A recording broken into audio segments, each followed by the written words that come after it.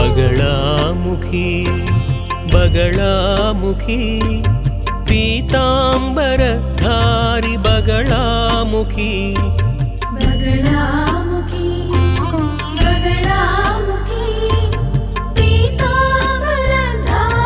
बगलामुखी बगलामुखी देवी बगलामुखी। जय जगन्माता देवी बगलामुखी। ओम ह्रीं बगलामुखी सर्वदुष्टानां वाचं मुखं पदं स्तंभय जिह्वां कीलय बुद्धिं विनाशे ह्रीं ओं स्वाहा। ओम ह्रीं बगलामुखी समस्त भक्तानां सर्वाभीष्टं साधय साधय ह्रीं ओं स्वाहा। మనిషి యొక్క మనసులో అనేక సమస్యలు తలెత్తుతూ ఉంటాయి కదా. అన్నీ మనిషి మనసులోనే ఉంటాయి. అనేక ప్రశ్నలు. ఎవరది, ఎప్పుడు, ఎందుకు, ఎందుకోసం, ఇటువంటి అనేక సమస్యలు ప్రశ్నలు ఉంటాయి కదూ. ఇప్పుడు ఏమిటి అని అడిగితే టీవీలో నన్ను చూస్తున్న మీ అందరికీ ఒక ప్రశ్న తలెత్తి ఉంటుంది. ఎవరితను అనే కదూ. నేను సమాధానంగా ఏం చెప్తానంటే, నేను ఎవరో తెలుసుకునే ముందు నీవు నీవెవరో తెలుసుకో. ఇదే నేను చెప్పదలుచుకున్నది. అది ఎలా అంటే, నీ జాతకం చూడటం ద్వారానే. మీరు ఎవరు, మీ యొక్క జన్మ ఉద్దేశం ఏమిటి, ఎందుకని మీరు జన్మించారు, మీరు ఏమవుతారు, మీ భవిష్యత్తేమిటి, ఇటువంటి వేల ప్రశ్నలు మీలోనే తలెత్తుతున్నప్పుడు, వాటికి దారి మీకే సరిగ్గా తెలియనప్పుడు నేనెవరని అడగటంలో అర్థం లేదు కదా.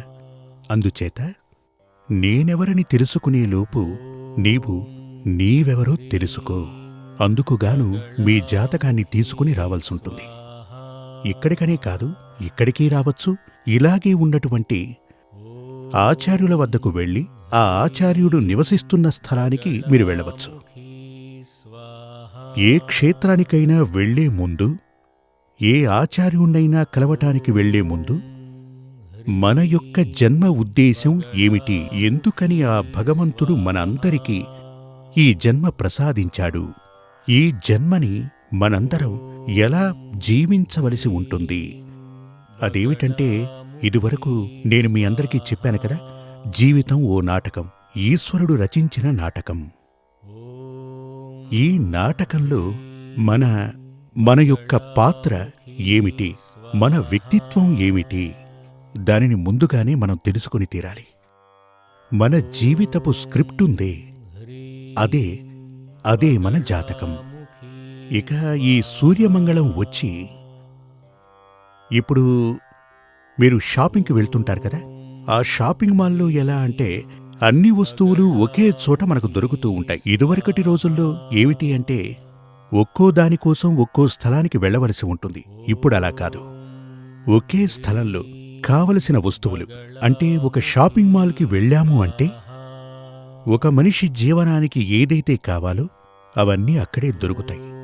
అదేవిధంగా ఇదివరకటి రోజుల్లో, ఉదాహరణకి పంటి నొప్పుందనుకోండి, దంతవైద్యుణ్ణి కలవటానికి దంతవైద్యశాలకు వెళ్లవలసుండేది. మనోవ్యాధి ఉంటే ఆ ఆసుపత్రికి వెళ్ళాలి. ఇలా ఒక్కో వ్యాధికి ఒక్కో ఆసుపత్రికి వెళ్లాల్సొచ్చేది. ఇప్పుడు అలా కాదు. మల్టీ స్పెషాలిటీ హాస్పిటల్స్ వచ్చేసాయి. అన్ని చికిత్సలు అక్కడే చేస్తుంటారు. అదే విధంగా నేను మీతో మాట్లాడుతున్నటువంటి ఈ యొక్క స్థలం సూర్యమంగళం తాంత్రిక విద్యాపీఠం, ఒక మల్టీ స్పెషాలిటీ స్పిరిచువల్ సెంటర్ అలా అని చెప్పచ్చు. ఇది నేను చెప్పినది కాదు. ఇక్కడికి వచ్చి ఒక మహానుభావుడు చెప్పినటువంటిదే. ఇది ఒక మల్టీ స్పెషాలిటీ స్పిరిచువల్ సెంటర్ అని. ఇక్కడ ఏమేమి జరుగుతూ ఉంటాయని వివరంగా చెప్తాను. మీరు మీ యొక్క జాతకాన్ని చూపించుకోవచ్చు. అవసరమైతే ప్రశ్నని వేయవచ్చు. అది కుటుంబ ప్రశ్న, అష్టమంగళ ప్రశ్న, దైవ ప్రశ్న, ఇలా శాస్త్ర విధానుసారం అవసరమనిపిస్తే అవన్నీ ఇక్కడ మీకు చూడటం జరుగుతుంది. అదేవిధంగా జాతకంలో మాంగళ్య దోషం ఉంటే దానికిక్కడ స్వయంవర హోమం చేసుకోవచ్చు. ఆ స్వయంవర హోమం ఇక్కడ మహాదేవుడు పార్వతీదేవి ముందు ఆ స్వయంవర హోమం చేయబడుతుంది. అది 41 రోజులు. ఈ స్వయంవర హోమం ఏమిటంటే ఓం క్లీం యోగిని యోగిని యోగేశ్వరి యోగేశ్వరి యోగ భయంకరి సకల స్థావర జంగమస్య ముఖహృదయం. అటు తర్వాత పేరు నక్షత్రాన్ని జోడించి మేవశం ఆకర్ష ఆకర్ష స్వాహ. ఇదే స్వయంవర మంత్రం. ఈ మంత్రాన్ని జపిస్తూ ఇప్ప పువ్వు అనొకటుంటుంది. ఆ ఇప్ప పువ్వుని తేనెలో ముంచి ఈ హోమాన్ని చెయ్యాలి. ఇది కొన్ని దోషాలకు. మరికొన్ని దోషాలకు వచ్చి దదిలాజ హోమం. అదేమిటంటే వెన్న. మీ అందరికీ తెలుసు కదా, ఆ వెన్నని పెరుగుతో కలిపి ఈ హోమాన్ని చేయవలసి ఉంటుంది. మరికొన్ని దోషాలకు గుండుమల్లి అంటే మల్లెపువ్వు, దానిని తేనెలో ముంచి హోమం చేయవలసి ఉంటుంది. ఇలా పలు రకాలుగా జాతకంలో ఉన్నటువంటి మొత్తంగా మాంగళ్య దోషాన్ని అది ఏ స్థాయిలో ఉందో, ఎంత ప్రమాదకరంగా ఉందో దానిని గమనించి దానికి సరిపడే పరిహారం. మంత్రం ఒకటే, స్థాయి మారుతున్న కొద్దీ మంత్రం మారుతుంది. ఇక అదేవిధంగా స్వయంవర హోమాన్ని యథావిధిగా శాస్త్రానుసారం మీరిక్కడ చేసుకోవచ్చు. అటు తరువాత వేర్పాటు హోమం. ఈ హోమం ఎందుకు అంటే మీ యొక్క అబ్బాయో లేక అమ్మాయో వేరెవర్నో ఇష్టపడ్డారు అనుకోండి, ప్రేమించుకున్నారు, కానీ వివాహం తర్వాత వారికి కలిసుండే యోగం లేదు, విడిపోయే అవకాశముంది. దానర్థం ఏమిటంటే వారి జాతకంలో పునర్వివాహ యోగం గనక ఉంటే వారు విడిపోతారు. అలా గనక ఉంటే ఆ వివాహం జరగకుండా మనం ఆపాల్సుంటుంది. ఒక వివాహం జరిగి వారు విడిపోయారంటే తప్పకుండా వారి జీవితంలో మరో వివాహంతో సంతోషంగా ఉండే అవకాశం లేదుగా. అందుచేత మనం పునర్వివాహ యోగం కలిగిన జాతకాలకు ఒక వ్యక్తిని ఇష్టపడి పెళ్లి చేసుకుని జీవితాంతం అలాగే ఉండగలిగితే వారిని మనం వదిలేయచ్చు. అందులో ఎలాంటి తప్పు లేదు. కాకపోతే వివాహమయ్యాక దోషాలు కనబడుతున్నాయి అంటే, లేక ఆ వ్యక్తే కావాలని మీ అబ్బాయో అమ్మాయో మీ దగ్గర మంకుపట్టు పడితే గనక వారిని విడదీయటానికి, ఆ దోషం రాకుండా విడదీయటానికి వేర్పాటు హోమం చేయవచ్చు. అది కూడా ఇక్కడ జరుగుతూ ఉంటుంది. అటు తరువాత విద్వేషణ హోమం. విద్వేషణ హోమం ఎందుకు అంటే ఇదివరకే చెప్పాను కదా, ఆ యొక్క లవర్స్, ప్రేమికులు వివాహం గనక చేసుకుంటే వాళ్ళిద్దరి జీవితం నరకప్రాయమవుతుంది. దాంతో పెళ్ళయిన తర్వాత వారి మధ్య గొడవలు ప్రారంభమవుతాయి. అందుకు విద్వేషణ హోమం అది ఇక్కడ మీరు చేసుకోవచ్చు. అటు తరువాత సంతానవశ్యం. మీ పిల్లలు మీరు చెప్పినట్లు వింటం లేదు, మిమ్మల్ని ఎదిరించి మాట్లాడుతున్నారు. మీ అమ్మాయి అబ్బాయి మీ కంట్రోల్లో ఉండటం లేదు, మీరు చెప్పినా వినరు, మీకు మర్యాదెవరు. అలా గనక ఉంటే మీ పిల్లల్ని మీరు వశం చేసుకోవచ్చు. సంతానవశ్యం అదేం తప్పు కాదు, అది మీరిక్కడ చేసుకోవచ్చు. అటు తరువాత పరివశ్యం. ఉదాహరణకు మీ వారు మీతో ప్రేమానురాగాలతో ఉండటం లేదు, మీరు చాలా మంచివారు, అయినా కూడా మీ వారు మీతో ప్రేమగా అభిమానంగా ఉండటం లేదు. ఒకవేళ మీరు మగవారే అయితే మీ భార్య మీతో ప్రేమాభిమానాలతో ఉండటం లేదు. పతివశ్యం అలాగే కళత్రవశ్యం ఇక్కడ చేయవచ్చు. పతివశ్యం అంటే మీ వారిని వశం చేసుకోవటం. కళత్రవశ్యం అంటే భార్య. కళత్రం అంటే భార్య కదా, భార్యని వశం చేసుకోవచ్చు. అది కూడా ఇక్కడ చేసుకోవచ్చు. అటు తర్వాత కర్మవశం. కర్మవశం అనగా, కర్మవశం అంటే మీరందరూ అనుకుంటున్నట్టు కాదు, ఇప్పుడు మరణ పూజల్లాంటివి కాదు. కర్మ అంటే జ్యోతిష్యంలో వృత్తి అనే అర్థం. కొందరు రకరకాల వృత్తులు చేస్తూ ఉంటారు, ఏదీ కూడా అతనికి సెట్ అవ్వదు. కానీ ఒక వృత్తి చేసే అవకాశం ఉంటుంది, దానిమీద అతనికి ఇంట్రెస్ట్ కూడా ఉంటుంది. కానీ చాలా చేయటం వల్ల అవన్నీ చేజారిపోతుంటాయి, వెళ్ళిపోతూ ఉంటాయి. అలా గనక ఉంటే కర్మవశ్యం చేయించుకోవాల్సి ఉంటుంది. ఆ వృత్తి మన చేదాటి పోకూడదు. ఈ వృత్తి మనకు సెట్ అవ్వాలంటే ఇలా కర్మవశాన్ని చేయించుకోవచ్చు. మరొకటి భృత్యవశం. మీ దగ్గర పనిచేస్తున్న వారు ఎవ్వరూ కూడా ఉండరు, వెళ్ళిపోతూ ఉంటారు. అలా కాకుండా పని కోసం వచ్చిన వారు మనతో ప్రేమగా అభిమానంగా పర్మనెంట్గా మన దగ్గరే ఉండిపోవాలి. అందుకుగాను భృత్యవశం. భృత్యం అంటే పనివారు. ఆ భృత్యవశాన్ని మనం ఇక్కడ చేయవచ్చు. అటు తరువాత ధనవశ్యం. అది మనకు చాలా ముఖ్యం కదా. మీలో చాలామంది పలు రకాల వృత్తులవి చేస్తుంటారు. కాని ఎప్పుడూ కూడా చివరిగా చూసుకునేసరికి 10 లక్షలు పెట్టి వ్యాపారం ప్రారంభిస్తే చివరిగా చూసుకుంటే మరో 10 లక్షలు అప్పుంటుంది. వ్యాపారం మహత్తరంగా నడుస్తుంది, కాని ధనం తిరిగి రాదు. దానికి మీ జాతకంలో ఉన్న దోషమే కారణం. అంటే ఏంటంటే, కొందరికొచ్చి ధనం తనంతట తానుగా వస్తుంది, కొందరికి రాదు. దాన్ని మనం రప్పించుకోవాలి. దానికోసం ధనవశ్యం, అదే ధనవశ్య హోమం. దానిని కూడా మీరిక్కడ చేసుకోవచ్చు. శాశ్వతంగా మీ అందరికీ ధనప్రాప్తి కలగాలి అనుకుంటే గనక ధనవశ్య హోమం చేసుకోవచ్చు. ఒకవేళ మీకు జాతకరీత్యా అనారోగ్య సమస్య ఉందనుకోండి, ఎప్పుడూ అనారోగ్య సమస్యలు వస్తూ ఉంటాయి. అదేవిధంగా జాతకంలో కొన్ని ఆయుష్ సమస్యలు ఉన్నాయని, అపమృత్యు దోషాలు ఉన్నాయని చెప్తూ ఉంటారు. అలా గనక ఉంటే మీకు అదేవిధంగా పర్మనెంట్గా ఒక రోగం, దాని కొరకు మీరు మృత్యుంజయ హోమం ఇక్కడే చేసుకోవచ్చు. లేదు, మీకు జాతకరీత్యా యాక్సిడెంట్ జరగబోతోందని, ఆయుష్ దోషాలు ఉన్నాయని చెప్తారు, మహావ్యాధుందంటారు, క్యాన్సర్ లాంటి మహామారి రోగాలు మీకు వచ్చే అవకాశముంది. ఎంత గొప్ప చికిత్స చేసుకున్నా ఆ వ్యాధి నయం కాలేదు. లేదంటే మీకు డాక్టరే చెప్తాడు, ఈ వ్యాధి ఏమిటో ఏంటో అని అంతుపట్టడం లేదు. అటువంటి అనేక రకాల దోషాలు తొలగిపోవటానికి మృత సంజీవనీ హోమం, అది ఇక్కడ చేసుకోవచ్చు. చూడండి, ఇటువంటి దోషాలన్నీ ఉండటానికి పూర్వజన్మ పాప ఫలాలే కారణం. పూర్వజన్మ పాపదోషాల పరిహారానికి ఒకే ఒక మార్గముంది, సహస్ర విరాజిత యాగం. ఆ సహస్ర విరాజిత యాగాన్ని మీరు ఇక్కడ చేసుకో. శత్రువులతో సంభవించే పలు రకాల విపత్తులు ఉంటాయి. ఇటువంటి దోషాల నుంచి పర్మనెంట్గా బయటకు రావటానికి బగళాముఖి యాగాన్ని చేయవచ్చు. ఈ విధంగా సకల దోషాల నుంచి విముక్తి పొందడానికి సకల యాగాలు ఇక్కడ చేయవచ్చు. అదేవిధంగా పితృశాంతి కోసం మీరు గోదానం చేయవచ్చు. అక్షయ పుణ్యసిద్ధి కోసం గోదానం చేయవచ్చు, అన్నదానము చేయవచ్చు. ఇదే విధంగా మన జీవితంలో ఉన్నటువంటి సకల దోషాలకు పరిహారం అంటే ఏంటంటే, ఆ దోషమేమిటి, ఆ దోషం మనకు ఉందా, ఈ విషయాలు తెలియాలంటే మన జాతకాన్ని చూడాలి. ఆ జాతకాన్ని చూసి మీకున్న దోషాలన్నింటికీ ఒకే స్థలంలో మీకు పరిహారాలు దొరుకుతాయి. ఇక్కడ తాంత్రిక విధానుసారమే పూజలు నిర్వహిస్తుంటాం. తాంత్రికం అనగానే భయపడాల్సిన అవసరం లేదు. తాంత్రికమంటే గురువాయూర్లో, అంటే ఏంటంటే కేరళలో ఉన్నటువంటి మహాక్షేత్రాలలో శబరిమల అయ్యప్ప క్షేత్రం, గురువాయూరు క్షేత్రం, ఇలాంటి క్షేత్రాలన్నింటిలోనూ నిత్యపూజలు చేసేది తాంత్రిక విధానుసారమే. దానికి భయపడాల్సిన పనిలేదు. తాంత్రికమంటే క్షుద్రపూజలు కానే కాదు. అటువంటివి ఉన్నప్పుడు వాటి నుంచి బయటపడాలంటే తాంత్రిక పూజే మార్గం. తాంత్రిక విద్యని పఠించిన ఆచార్యుణ్ణి తంత్రి అని పిలుస్తారు. మీరు వినే ఉంటారుగా, శబరిమల తంత్రి, గురువాయూర్ తంత్రి. అలా అనంటే వారు క్షుద్రోపాసకులని అర్థం కాదు.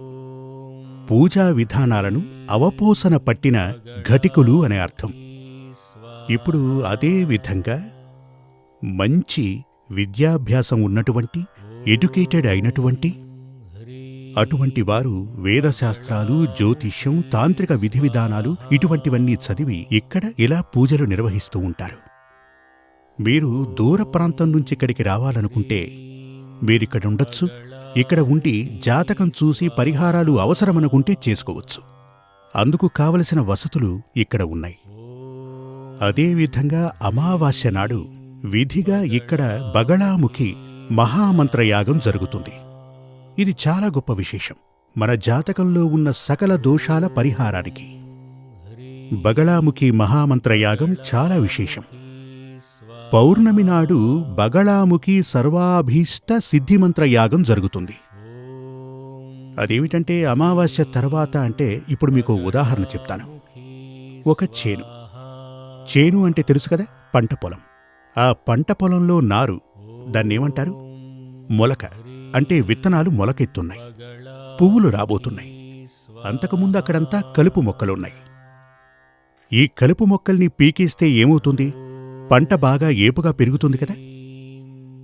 అప్పుడు ఫలసాయం బాగా దక్కుతుంది. దీనిని అమావాస్య యాగం అంటారు. అంటే మన దోషాలు తొలగించున్నది. మరొకటి, ఆ కలుపు మొక్కల్ని తీసేసిన పంటకి ఇంకొంచెం నీరు పోస్తే ఏమవుతుంది? ఆ పంట నుంచి మనకు లభించే ఫలసాయం ఏదైతే ఉందో రెట్టింపుగా లభిస్తుంది కదా. అదేవిధంగా అలా చేసేదే పౌర్ణమి యాగం. వివరంగా చెప్పాలంటే, అమావాస్య యాగం చేస్తే సకల దోషాలు తొలగిపోతాయి. పౌర్ణమి యాగం చేసినట్లయితే మనకు సకల యోగాలు సిద్ధిస్తాయి. సుఖము, సంతోషము, ధనప్రాప్తి ఇవన్నీ కూడా కలుగుతాయి. ఇలా ఉన్నటువంటి అన్ని రకాల పూజాది కర్మలను, పూజాది యాగాలను ఇక్కడ చేయవచ్చు. ఇప్పుడు నేను మీకు చెప్పినవన్నీ మీరు ఎక్కడైనా వింటం జరిగిందా? నిజమే కదా? అవును కదా? ఇవన్నీ నేను కనిపెట్టినవి కాదు. ఇవన్నీ వేదశాస్త్రాలలో ఉన్నవే. మన జీవితానికి ముఖ్యంగా కావలసినవి. తాంత్రిక విద్యను నేర్చుకున్న ఆచార్యవర్యులకు ఇదంతా తెలుసు. ముఖ్యంగా నంబూదరి వారికి బాగా తెలుసు. ఆదిశంకరుని కాలంలో ఉన్నటువంటి మహాగ్రంథాలలో శారదా తిలకం, మంత్రమహాదది, ఇటువంటి మహాగ్రంథాలలో ఉన్నటువంటి పూజాది కర్మలే ఇవన్నీ కూడా. ఇటువంటి కర్మలే ఇక్కడ జరుగుతూ వస్తుంటాయి. ఇలాంటి పూజలు, యాగాలు ఇక్కడ నిర్వహించబడుతుంటాయి. కేవలం ఇవి మాత్రమే కాక నిత్య పూజలు. ఒక దేవుణ్ణి నిత్యం ఎలా పూజించాలి, ఎలా ఓ మంత్రాన్ని జపించాలి, ఒక హిందువు యొక్క ధర్మం ఏమిటి, ఏ విధంగా ఒక హిందువు జీవించాలి, ఎలా జీవిస్తే మనశ్శాంతి, సంతోషం అతనికి దక్కుతుంది, మనం మన పిల్లల్ని ఎలా పెంచాలి, ఇవన్నీ హిందూ వేదశాస్త్రం చెప్పినట్టుగా వేరే ఏ మతాలు చెప్పడం లేదు. క్రిస్టియానిటీ గురించి చెప్పటానికి వారందరికీ అనేక సంస్థలున్నాయి. ముస్లిములకు కూడా కొన్ని స్థలాలున్నాయి.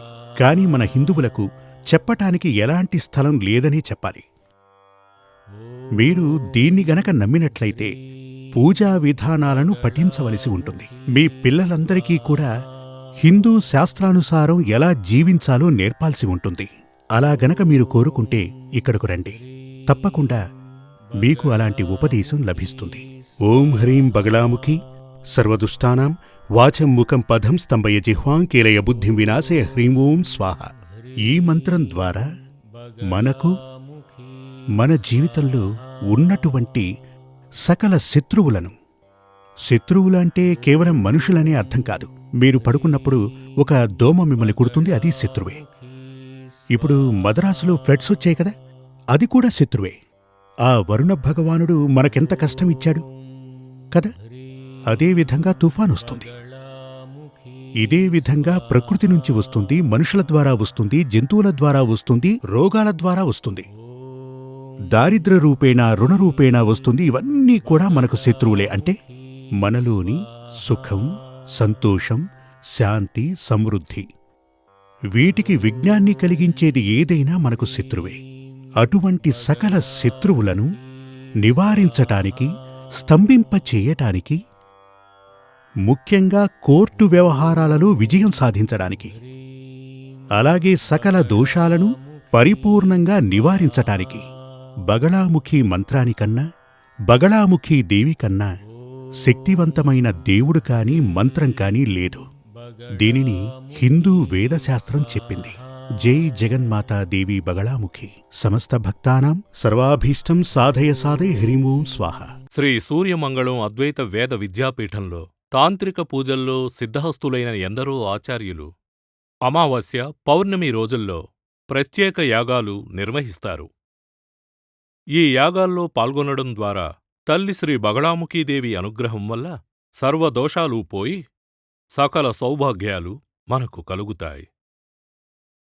శ్రీ సూర్యమంగళం అద్వైత వేద విద్యాపీఠం జ్యోతిష్యం, ప్రశ్నలు, వాస్తు, తాంత్రిక పూజలు మరియు వేదయాగాలు నిర్వహిస్తారు. సంప్రదించవలసిన నంబర్ 7305442299 7305442299.